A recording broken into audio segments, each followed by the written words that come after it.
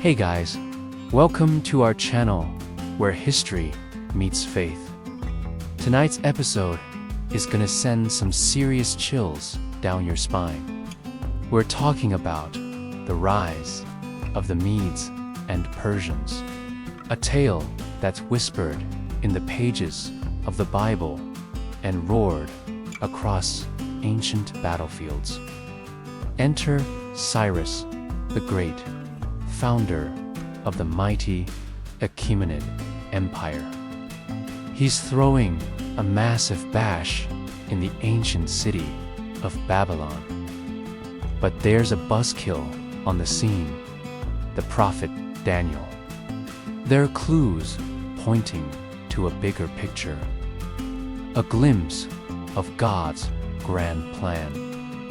Cyrus's story is a reminder of that. It's proof that the script isn't solely in human hands. God's got a voice, too.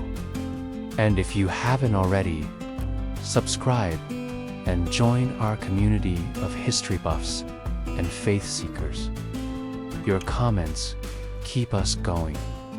So drop a comment below with your thoughts, questions, and anything you'd like to see us cover in the future.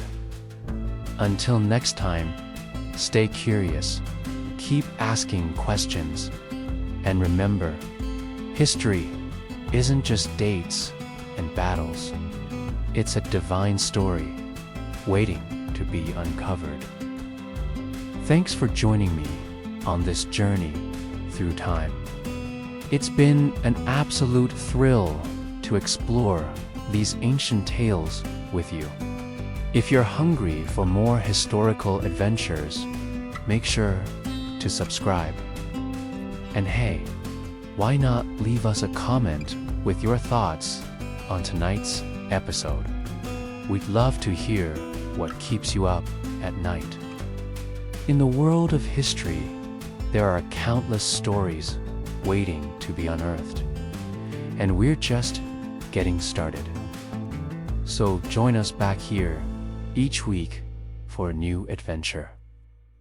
Until then, stay curious and keep asking questions. The past is waiting to be discovered. And thanks for joining me on this journey. And often, he writes his story on the hearts of rulers like Cyrus, guiding them to make moves that rewrite history. It's a masterclass in divine strategy, and we're lucky enough to be watching it unfold.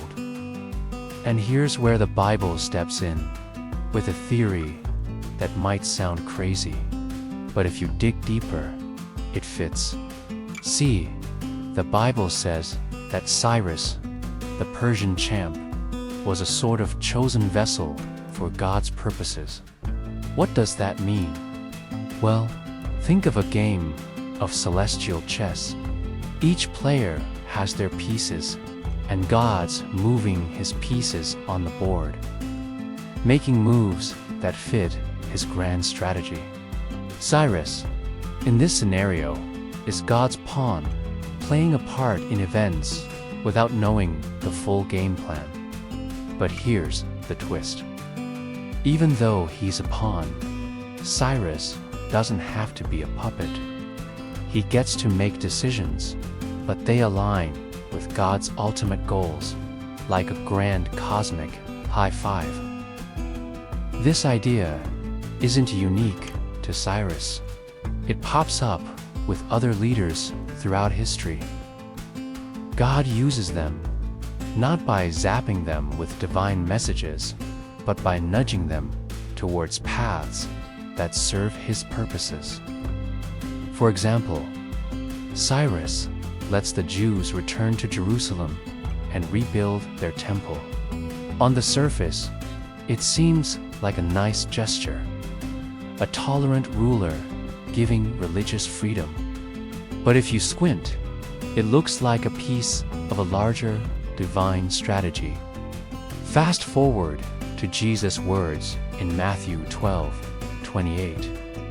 He claims that if Satan's demons flee from anyone, it's from those who preach the Messiah's arrival. Suddenly, Cyrus's actions take on a new meaning. Was he unknowingly helping pave the way for Jesus? It's like God whispered in Cyrus's ear, "Hey, let the Jews come home." And Cyrus, unaware of the divine tip, took the bait. The result, a restoration that primed the world for the Messiah's entrance. As Belteshazzar sips his wine, Daniel drops some serious truth bombs, reminding him that God's got a history of dethroning kings who get too fancy. One king, in particular, Nebuchadnezzar, comes to mind. If you've heard of the Tower of Babel, you know the guy. Anyway, Daniel tells Belteshazzar that unless he shapes up, his royal run could end faster than you can say, "Mene, mene, tekel, upharsin." Yep, you heard it right. As Daniel's warning echoes, Belteshazzar learns a lesson the hard way. Kings who forget God aren't usually in power for long. This story might sound like a fairy tale, but it's loaded with lessons about humility, greed, and second chances.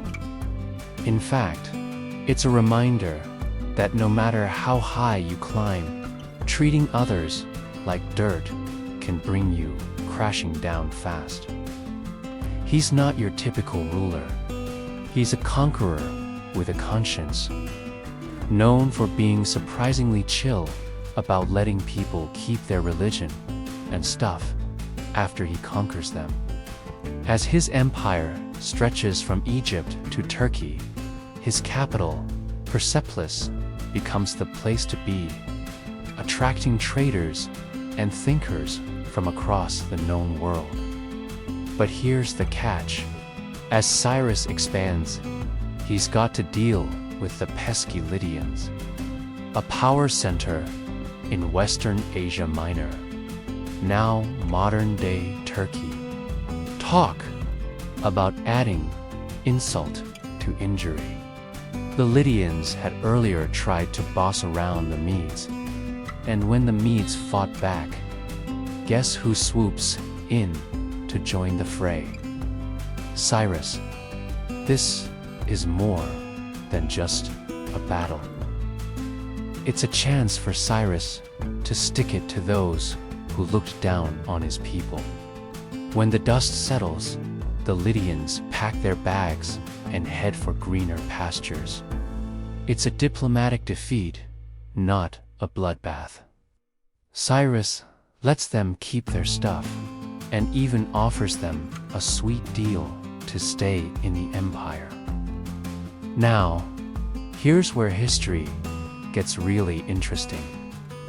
The Lydian king, Croesus, is so impressed by Cyrus's awesomeness that he asks to be taken in and given a taste of this new Persia. Remember him? The guy who once thought he was so rich, he was equal to the gods. After seeing Cyrus' diplomacy, he starts to rethink that whole money makes you godly idea.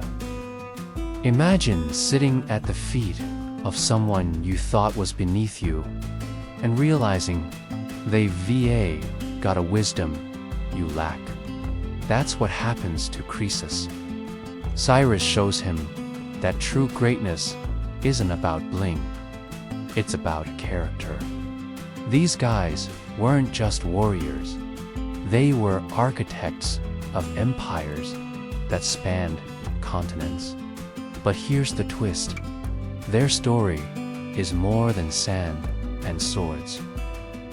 This is the story of how Iran's script was written in blood, sand, and stars. Okay, so the stage is set. The year is around 900 BC, and we're in the mountains of what's now northern Iran. The Medes, a bunch of feisty clans united under one name, are stirring up trouble. Meet Dioses, a Median noble who wants to ditch the clan chief title for something shinier, king. And let's just say he's not doing it the polite way. He throws his hat in the ring, igniting a turf war that rattles the region. Now, if you've ever been in a clan meeting that went south, you know things are about to get messy. It's a fight for territory, resources, and bragging rights. A small Median force led by Dicas's faces off against the Assyrians. Who are these outsiders, you ask? Well, they're a major power in the region. Kind of like the bullies at school who pick on smaller folks. The odds aren't great, but here's where history takes a plot twist. Despite being outnumbered, the Medes stand firm. They hold their ground, showcasing courage that'll make them legends. That's right, they don't back down against the big bad bully. The clash ends with a draw. No clear winner. But for the Medes, it's a moral victory. They held their own against a giant. And here's the kicker. It's a reputation changer. News spreads about the Medes' bravery, and soon, other folks look at them as heroes. This one win ripples through time, shaping alliances and destinies. Think of it as the underdog story that no one saw coming. It's a testament to the Median spirit, setting the stage for something even greater. You might be wondering how a small clan brawler turned into a king of a superpower. Hold on, because the Bible has a clue for us in the book of Isaiah, chapter 11, verse 2. It's a prophecy pointing to the Medes uniting with Persia to conquer Assyria. In the context of that time, Assyria was seen as invincible, and predicting a united Median-Persian attack was like saying, TikTok influencers will rule the world someday. Crazy talk, right? But here's the thing, prophecies aren't fortune tellings. They're God's roadmap of what He's going to do, a glimpse into His plans. So, in Isaiah's time, a union of Medes and Persians would have sounded as likely as Elvis coming back. But guess what? It happened. And when it did, the Bible wasn't proven wrong. It was vindicated. Now, let's zoom out to the Persian heartland around 550 BC. Fast forward a few decades, and you're in the Fertile Crescent, where King Belshazzar is having a fabulous time. So, remember those ancient lands where the drama unfolded, the home of the Medes and Persians. Well, these tales aren't just history. So, if you're piecing together history's puzzles, remember, God's got a way of orchestrating events in ways we can't always see. And that's a wrap for tonight, guys. If you enjoyed this episode, hit that thumbs up button